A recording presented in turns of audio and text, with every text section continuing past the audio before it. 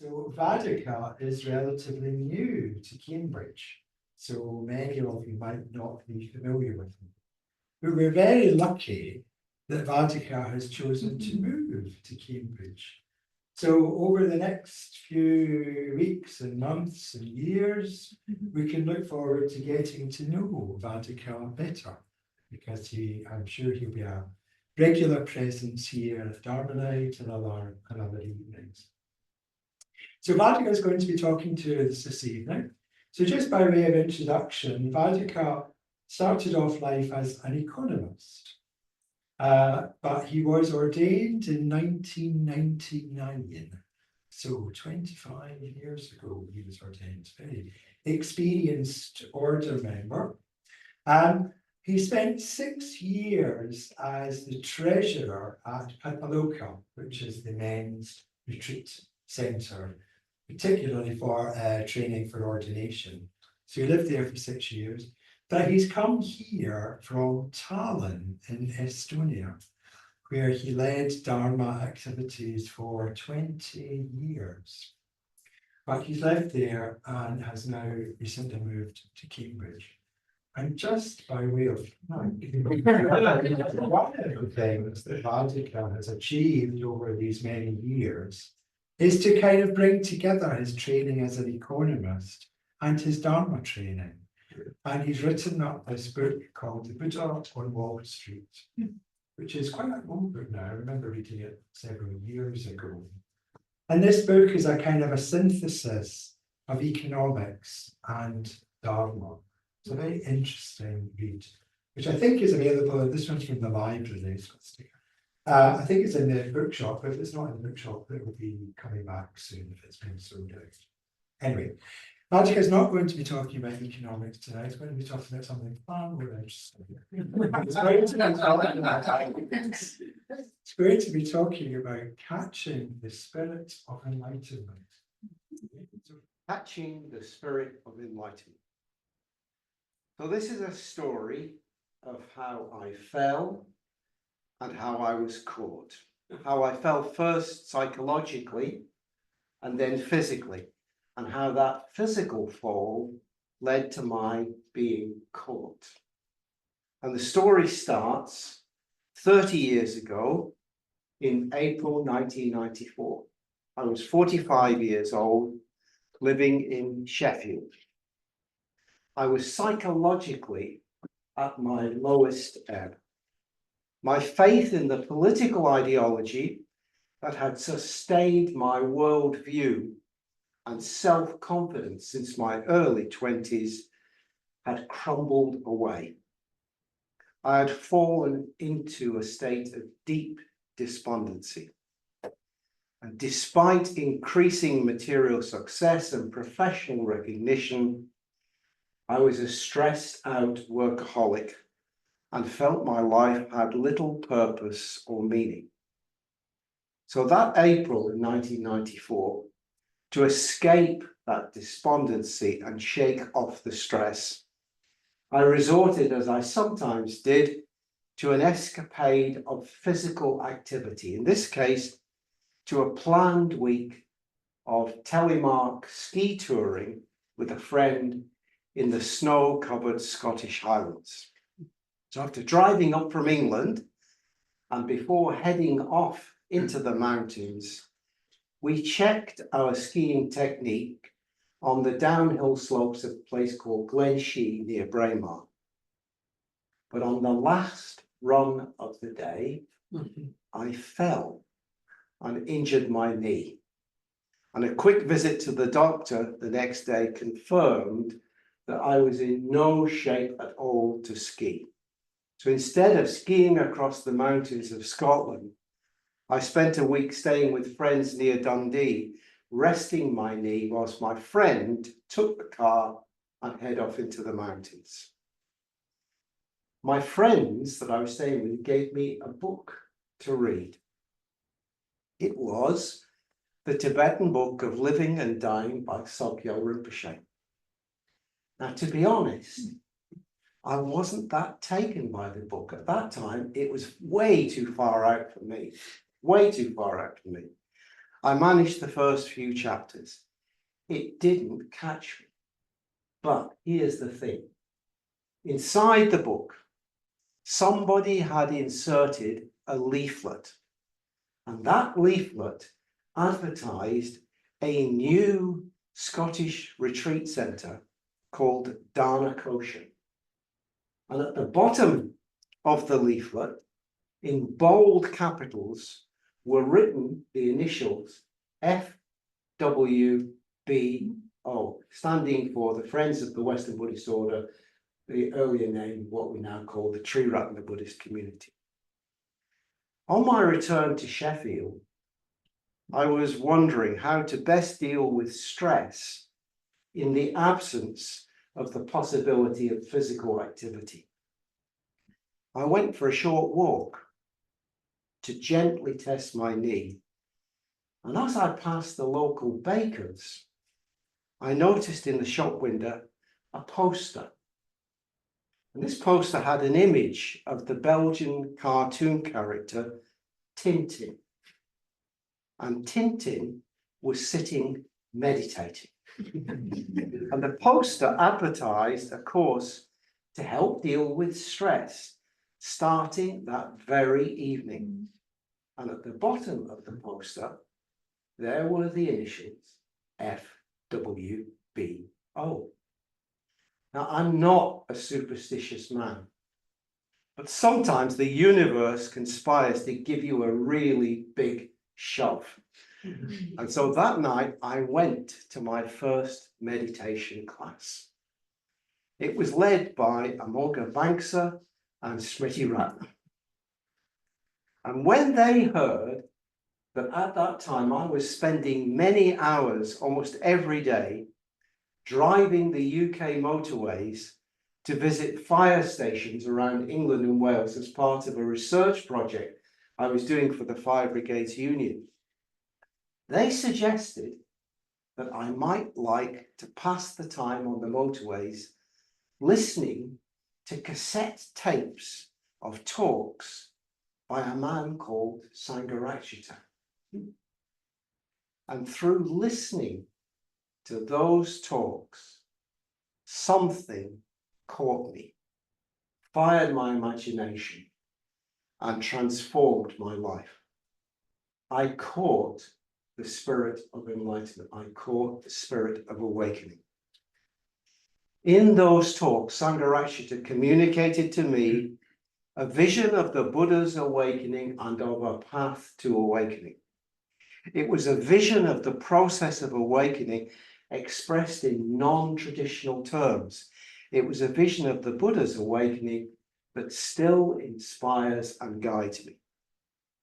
Sangharakshita was telling me that if we are receptive to forces at work in the universe, then a pathway opens to something beyond normal experience that leads to a radically different way of being in the world.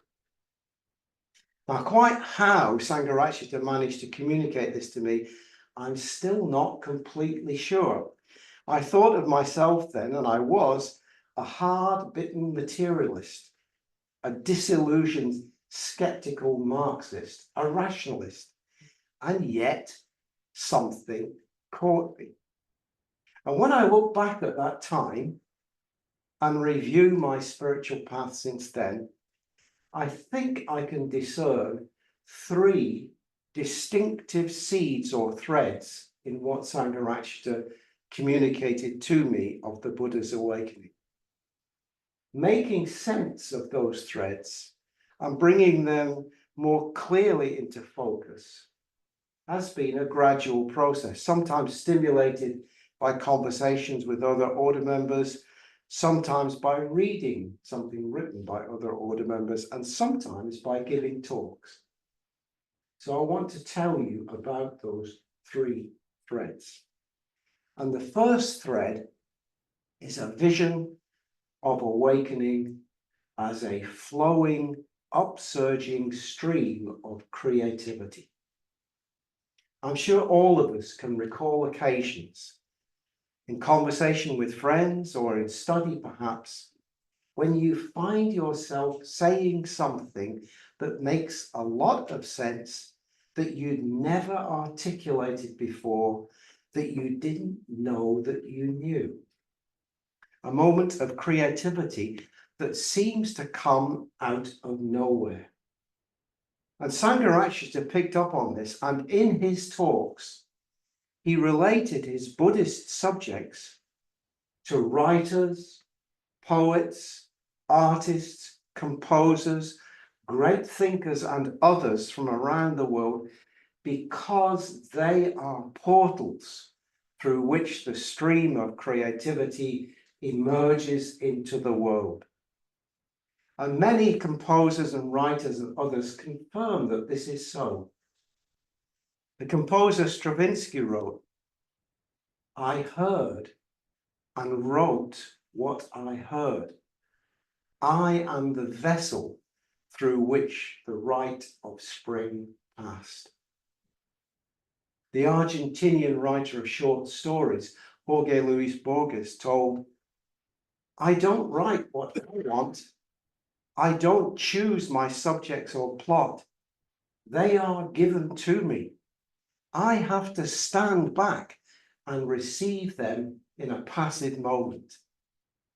And in a poem, the writer D.H. Lawrence wrote, not I, but the wind that blows through me." Arvo Pärt, who is probably the most well-known Estonian in the world, he's a classical music composer, some of you may know his music, said this about the author and the process of creation of a work. "Too often, the goals the author sets for himself are beyond his own abilities. And this disparity makes him painfully aware of his limitations. But sometimes such extreme efforts can lead to results that exceed even the limits of the author himself, the limits of what he is capable of. Then something happens that does not obey the laws of logic. A work emancipates itself from the unpropitious conditions of its creation. One might say, in such a case, a successful work can be much better than its creator. It swings itself up above him and his earthly imperfection." But this openness to the stream of creativity is not restricted to great artists, writers, and others. All of us can open ourselves to the stream of creativity. It starts very simply when we become aware of the difference between what Sangharakshita calls the reactive mind and the creative mind. I thought my mind was free. I thought of myself as a radical, as a free thinker. But Sangharakshita showed me that I was not. I was a prisoner of my fixed views and of my habitual reactions. The reactive mind is not free. It simply reacts. In contrast, Sangharakshita wrote, the creative mind does not react.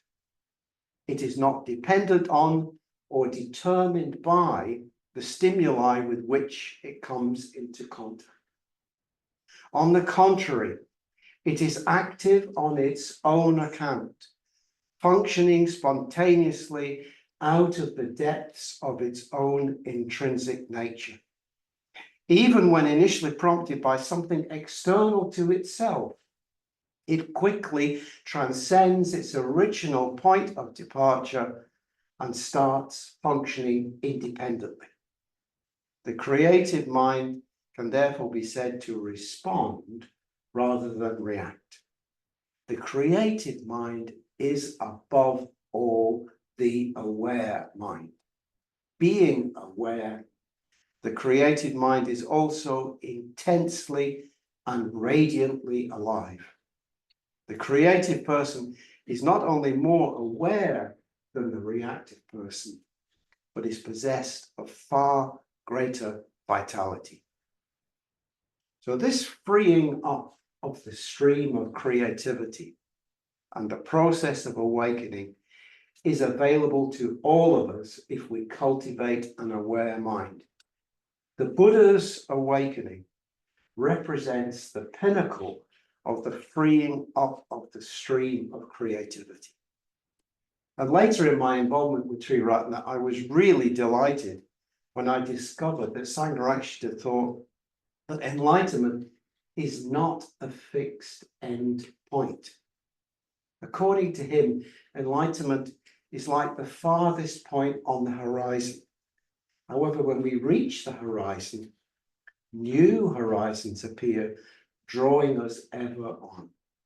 So in this dynamic, creative perspective, there is no danger of our seeing enlightenment as a place we arrive at and settle down in. As Sangharakshita would say, enlightenment is not a spiritual retirement home. So awakening is a flowing, upsurging stream of creativity that is never ending. And that's the first thread in what Sangharakshita communicated to me of the spirit of enlightenment. The second thread is the vision of awakening as the unfolding of human potential. Prior to coming across Buddhism, I used to read a lot of popular science books, including books about evolution. I still do like to read a lot of popular science. But in particular, before I came across Buddhism, I used to devour books of superbly written essays on aspects of evolution by an American paleontologist and evolutionary biologist called Stephen Jay Gould. And as a result, I wondered where the evolution of humanity would lead. I had always intuitively felt that there had to be a way in which the potential of every human being could be realized. But I'd always thought about this solely in relation to the external conditions that needed to be established to allow this potential to be realized. Perhaps that is why, when Sangharakshita presented the Buddha's awakening as the ideal towards which humanity can evolve as the next step in human evolution, I was intrigued. Sangharakshita was not saying that external conditions aren't important. He was saying that. But I had completely missed the importance of the individual mind and of the power of awareness. Now, some of you, I think, will be familiar with the author Philip Pullman of the Dark Materials trilogy. And in one of his essays, he writes very good essays, by the way. In one of his essays, he doesn't talk about the Buddha as the ideal towards which humanity can evolve, but he does talk about the importance of human awareness. So Philip Pullman starts from the view that the evolutionary process that has brought the world to where it is now has been essentially a chance sequence of events combined with evolution by natural selection. For him, there was no purpose in that process.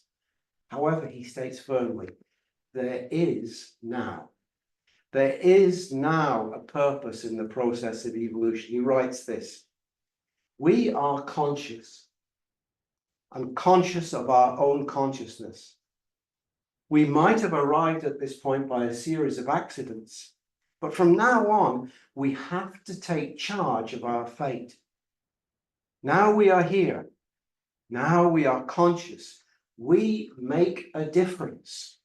Our presence changes everything. And he goes on. Our purpose is to understand and to help others to understand, to explore, to speculate, to imagine, to increase the amount of consciousness in the universe. I think there's something tremendously thrilling in Sangharakshita's and Philip Pullman's trust in the potential of human consciousness and purpose. And that trust in the unfolding of human potential, I think, is captured really well in a poem by the Swedish poet Thomas Tranströmer. And this is translated from Swedish into English by Robert Bly. So I'm just going to read. It's called Romanesque Arches. Tourists have crowded into the half-dark of the enormous Romanesque church. Vault opening behind vault and no perspective. A few candle flames flickered. An angel whose face I couldn't see embraced me, and his whisper went all through my body. Don't be ashamed to be a human being. Be proud. Inside you, one vault after another opens endlessly. You'll never be complete, and that's as it should be. Tears blinded me as we were herded out into the fiercely sunlit piazza, together with Mr. and Mrs. Jones, Herr Tanaka, and Signora Sabatini. Within each of them, vault after vault opened endlessly. So that's the second thread in what Sangharakshita communicated to me, a vision of awakening as the unfolding of human potential, seeing the Buddha's awakening as foreshadowing the potential next step in the evolution of humanity. So the third thread is a vision of awakening as a calling, by which I mean something that calls or draws us on.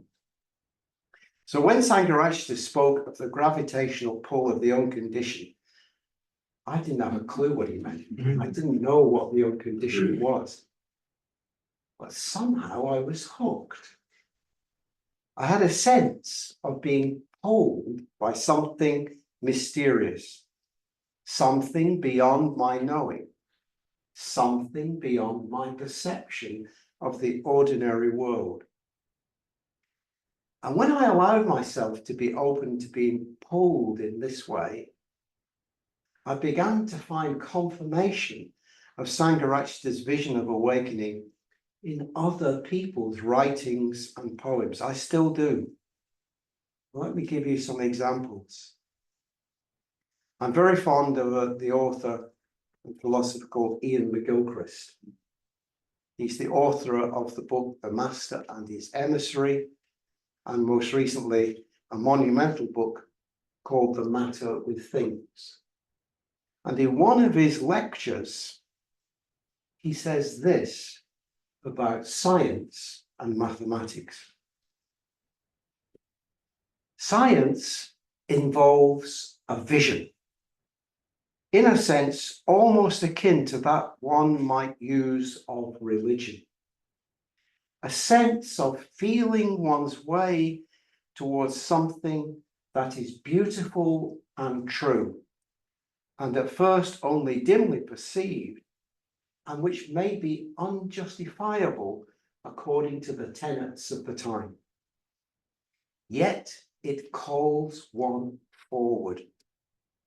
The scientist or mathematician intuits a form and is drawn forward toward it, not pushed blindly forward mechanically by a series of steps, as it were, from behind. And the truth, even mathematical and scientific truth, is intrinsically beautiful. The process is one of attraction towards something that is deeply alluring, transcendent, and only partly known. And with this sense of being drawn forward comes a longing for the mysterious or the beautiful. Longing is not the same as wanting. Sangharakshita would say that the reactive mind wants and grasps. The creative mind longs. I've always understood Sangharakshita as telling me that it's not possible to completely pin down what enlightenment is, that it's vital to let the awakened mind be a mystery. And Ian McGilchrist writes this: wanting wants to close down on the target that it knows. Longing longs to remain in a state of fruitful unknowing. Longing longs to remain in a state of fruitful unknowing. And like Sangharakshita, Ian McGilchrist is a great admirer of William Wordsworth. And he quotes these words from Wordsworth. I think this is from the Prelude.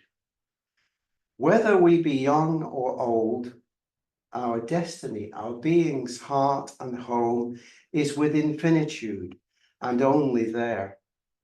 With hope it is, hope that can never die, effort and expectation and desire, and something ever more about to be, and something ever more about to be. So Ian McGilchrist lives on the Isle of Skye, and in the 1980s and 90s, I used to go walking a lot in the Scottish Highlands, including on Skye. And some years later, I came across a lovely book called At the Loch of the Green Corrie, written by a man called Andrew Gregg. And it's a story of Andrew Gregg's search for a mysterious loch, a small lake or loch in the northwestern Highlands of Scotland, where shortly before he died, the Scottish poet Norman MacCaig requested that Andrew Gregg go find that loch and fish there for him. The book's about Andrew Gregg's search for this loch. And this leads me to a poem by Norman MacCaig.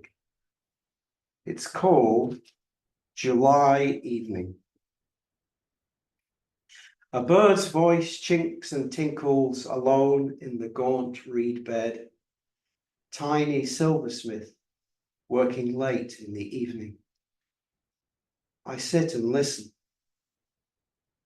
The rooftop with a quill of smoke stuck in it wavers against the sky in the dreamy heat of summer. Flowers closing time. Bee lurches across the hayfield, singing and feeling its drunken way round the air's invisible corners.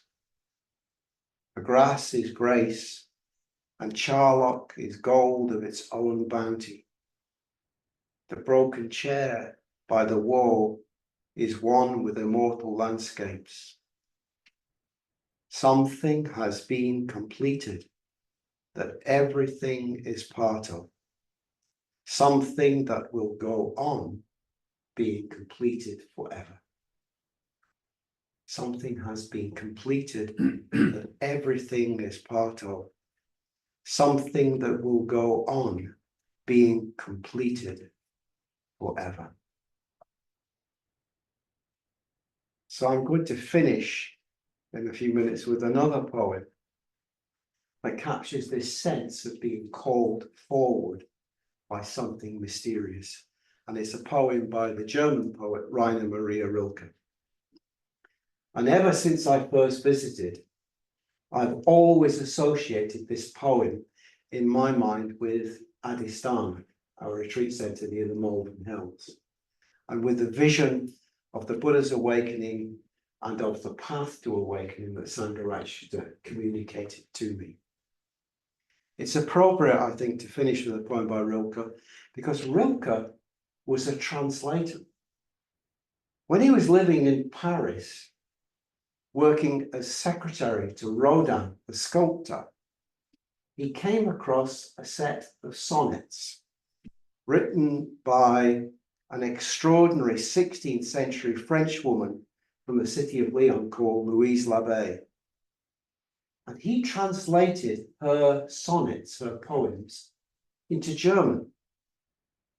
And when they were published, he was severely criticized. Why was he criticized? Because it was alleged he made the poems better. Sangharakshita was a translator, but of a different kind, and I'm not going to argue that he made the Buddha's teachings better. But what he did do was to present the Buddha's teachings in a different way, drawing upon the rich Western cultural tradition and drawing out the Dharma in a way that spoke to me.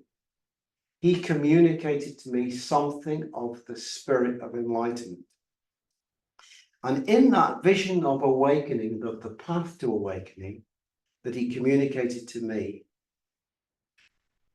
there's a sense of an unfolding, open exploration, a trusting in human creativity and potential, a sense of mystery even, of where the path might lead if we allow ourselves to be drawn on.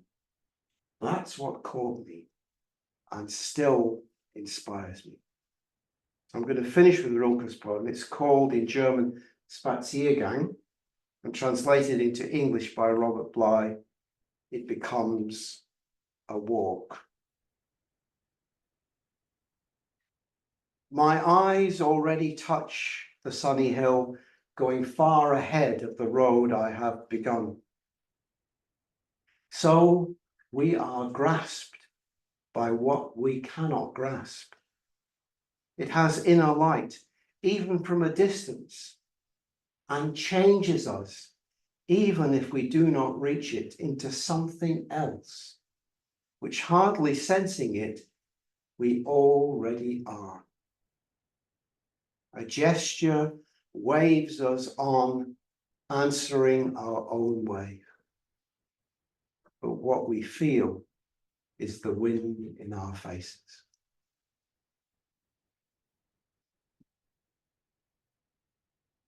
Thank you.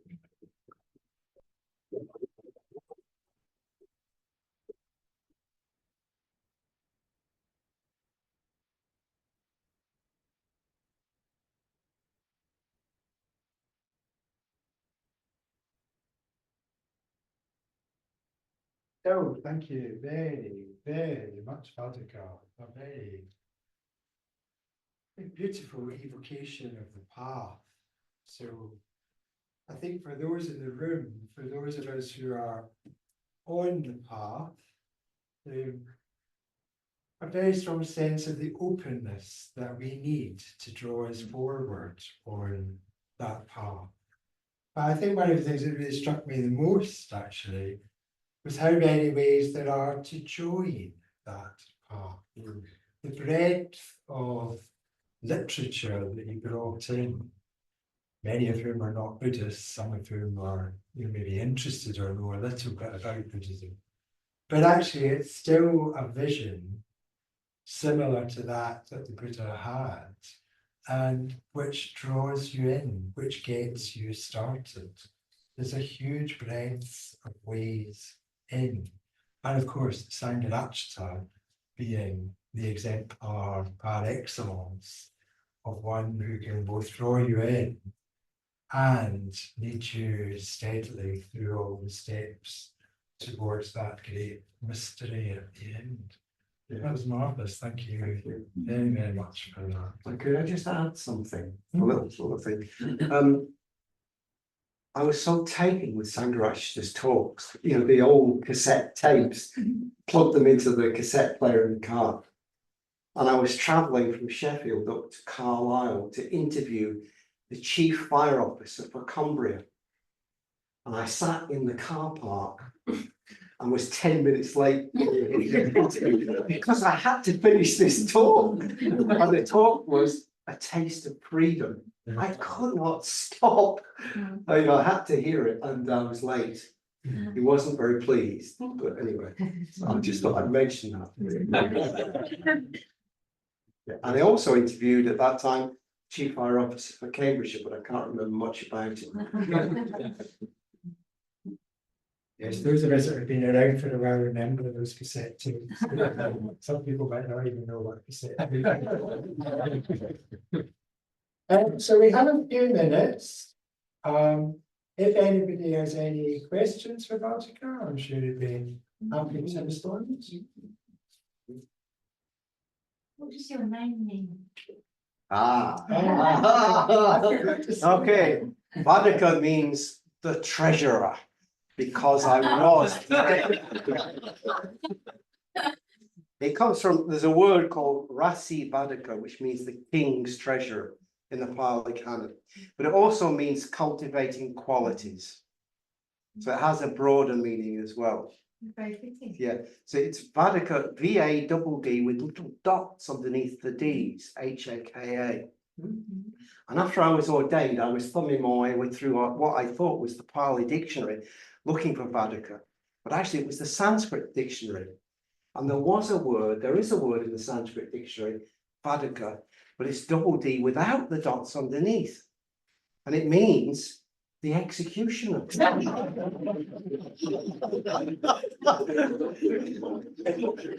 So I was staggering around the library in shock. It was the wrong, so yeah, I hardly ever write it with the dots underneath, but you have to remember really there should be dots.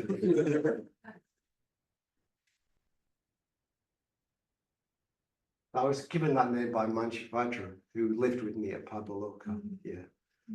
Yeah. I was very pleased with it.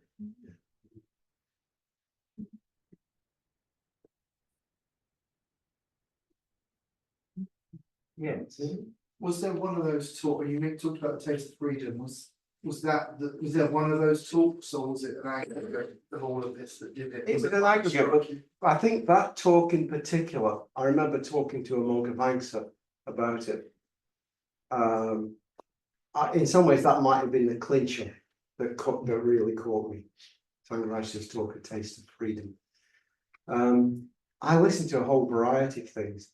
I have to say, I listened to some of his talks he had a talk on Buddhist economics and being an economist. I thought, oh, great. I was desperately disappointed that Hung said anything about economics as I understood it anyway, but no, it was an accumulation. Yeah. And also it was very much to do with the impact of the monk of Angsa, Smriti Ratna, who led the course. But no. I mean, it is interesting for me, the difference, I read Sogyal Rinpoche's, the first chapters of that, the Tibetan book of living. I did find it interesting, but when I say it was too far out for me, it was beyond my it was too new agey for me, it seemed to me at that time. I think there's actually quite a lot of value in the book when I look back on it now. But it was all about sort of quite esoteric things. And then when I was listening to Sangharakshita's talks, it was very different. He was always bringing in references and he was relating it through Western culture. And that was the difference. I would not have been attracted to Buddhism if I'd come across Buddhism first through something else other than Triratna. If it had been Tibetan Buddhism or Zen Buddhism, I would not have caught me. But the style of Buddhism that was there in Triratna suited me temperamentally. And I wouldn't have caught it otherwise. So it's a combination, but I think I listened to a lot of talks.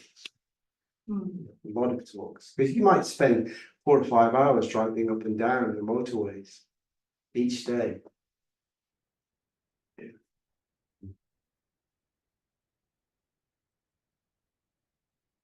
So what's your like day-to-day experience with, with Buddhism? Having done all the work you've done, how do you how do you experience life now?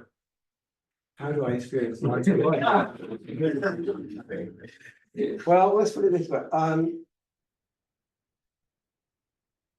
I certainly lead a much more meaningful and purposeful and enjoyable life than I did when I was having a great deal of material success and professional recognition. That's in my case, it's like a totally different world for me. And it's interesting. 3 years after I came across Sangharakshita's talks, I left my employed world completely and moved to Papaloka. I gave everything up, gave up career, gave up my house, car, and everything. For me personally, that was the best step I ever took, and I felt that I have a sense of purpose and meaning in my life now that I didn't have before. But the important thing for me is retaining the sense of openness and curiosity, and still doing quite wide reading. Before I became a Buddhist, I read very widely, and I've sustained that. And that's a very important part of my practice as a Buddhist. I'm always reading very widely.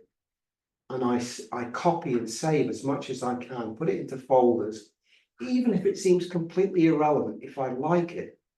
Because at some point, there's a connection made and it's relevant to something that I want to talk about in Buddhism. So having that openness to a wide range of authors and sources and for inspiration is also very important to me. And I'm particularly grateful to Sangharakshita for his emphasizing that always remember there's something mysterious about enlightenment, and don't close it down. Don't think you know it. Don't think you can define it. That's very important to me. Having that sense of wondering where this path will lead. Yeah. I guess the thing that Sangharakshita did was he introduced me to the idea of the transcendent, of something drawing me on beyond my normal ways of experience. And that's still there very much.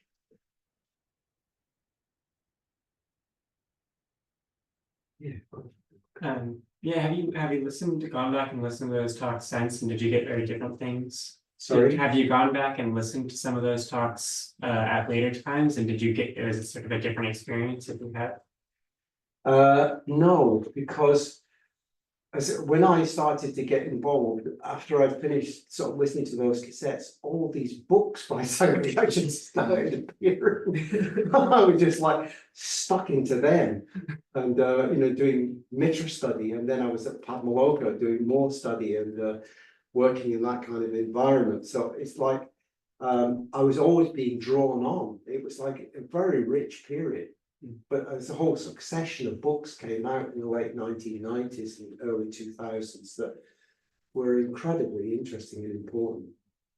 And also there were other Triratna authors that I really liked reading as well. So it was an ongoing process. I haven't gone back, except for the Taste of Freedom, which I would go back to regularly.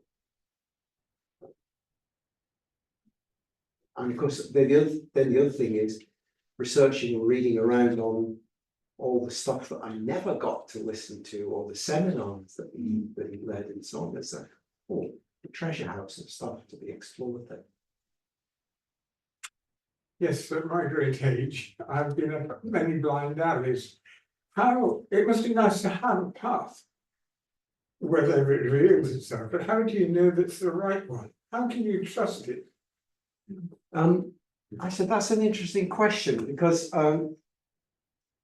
although I'm fully committed to the path, I'm never been willing to rule out completely that there might be a different path that's better for me. And for me, that's very important, to remain open to the possibility that the path I have chosen I may find something else that suits me better.